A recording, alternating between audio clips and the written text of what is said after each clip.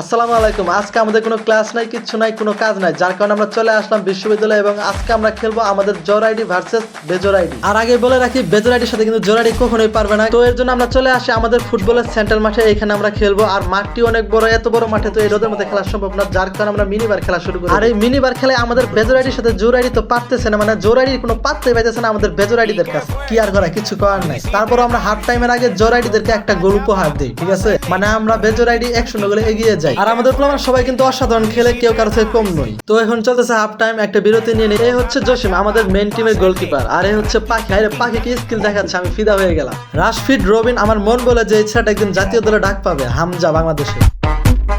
Doggy style. তো half টাইমের পরে খেলা শুরু হয়ে গেল। এমনকি হাফ টাইমের পরেও সেম কাহিনী, জোর আইডিটা বিজুর আইডিদের কাছে কোনো পাত্তাই পাচ্ছে না।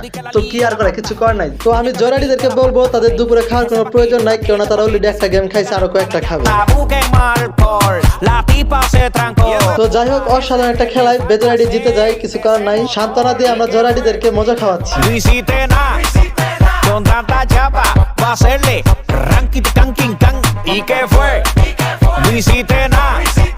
Con tanta chapa, va a hacerle ranking, can.